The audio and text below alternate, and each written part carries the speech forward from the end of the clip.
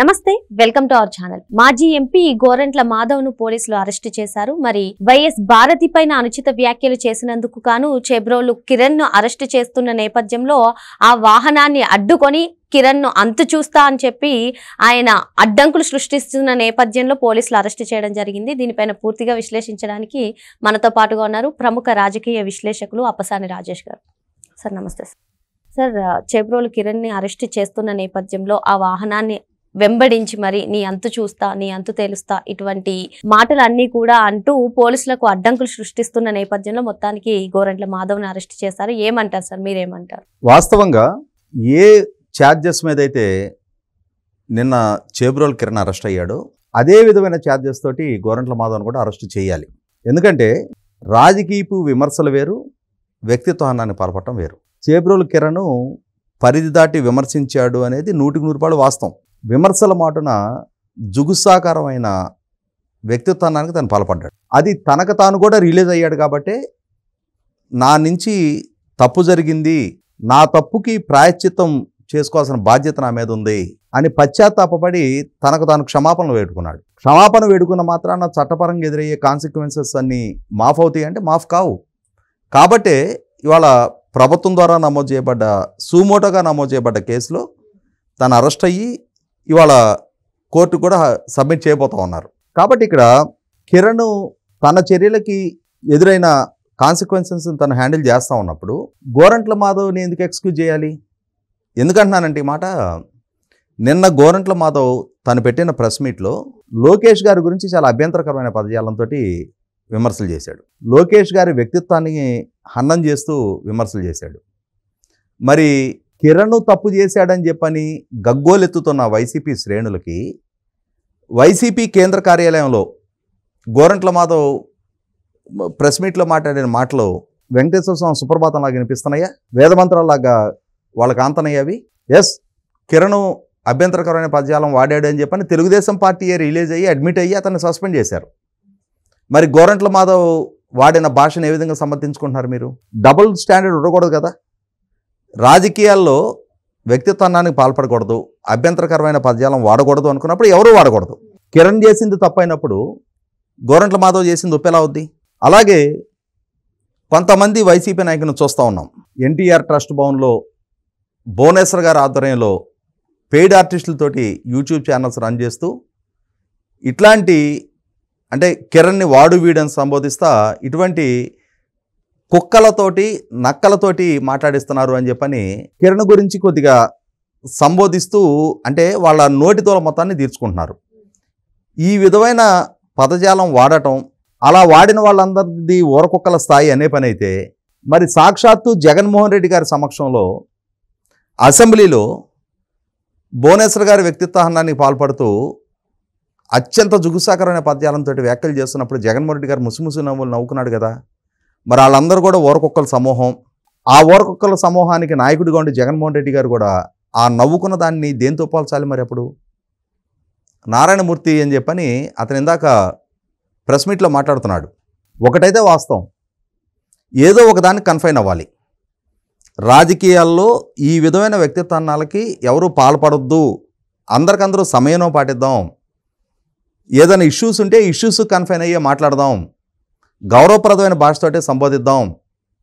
రాజకీయంగా ప్రత్యర్థులైన మాత్రాన శత్రువులుగానో లేదు, శత్రువుల కన్నా కూడా ఇంకా ఒక స్థాయి ఒక అడుగు ముందుకేసి దిగజారుడు భాషతోటి మాట్లాడుకోవాల్సిన నెస్టీ లేదు అని చెప్పనే ఒక బెంచ్ మార్క్నైనా సెట్ చేసుకోవాలి.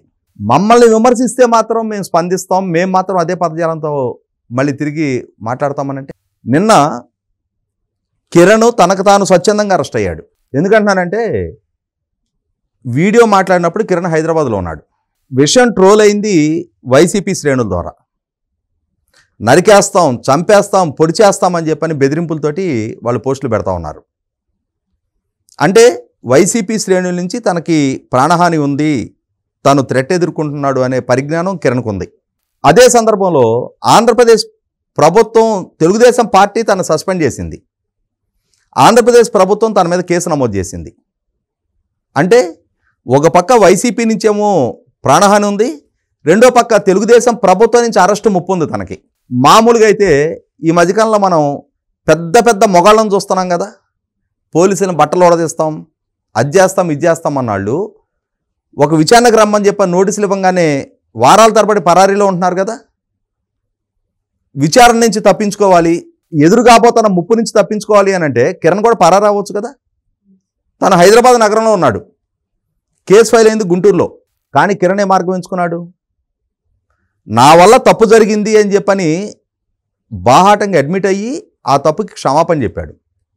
తర్వాత తను అరెస్ట్ అయ్యే ప్రమాదం ఉంది అని తెలుసు, వైసీపీ శ్రేణుల నుంచి ముప్పు ఉందని తెలుసు, తెలిసినా కూడా హైదరాబాద్ నుంచి ఆంధ్ర ప్రాంతానికి ప్రయాణం అయ్యాడు.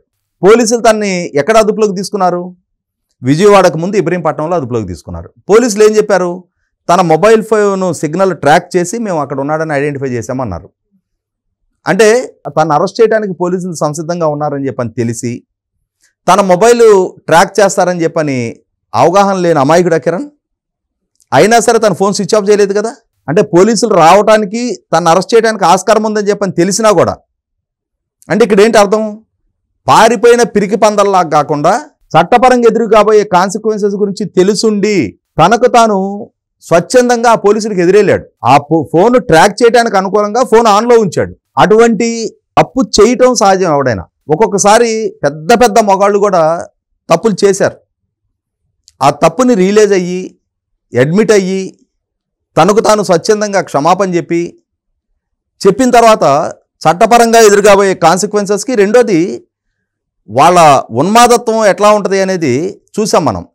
గతంలో ఎన్నో సందర్భాల్లో వైసీపీ పార్టీ, జగన్మోహన్ రెడ్డి గారు తెలుగుదేశం పార్టీ మీద ఘోరమైన విమర్శలు చేశారు. వాళ్ళ నాయన రాజశేఖర రెడ్డి గారి హయాం నుంచి కూడా ఎన్టీ రామారావు గారి మీద, తెలుగుదేశం పార్టీ మీద, చంద్రబాబు నాయుడు గారి మీద విమర్శలు ఎక్కువ పెడుతూ ఉండేవారు.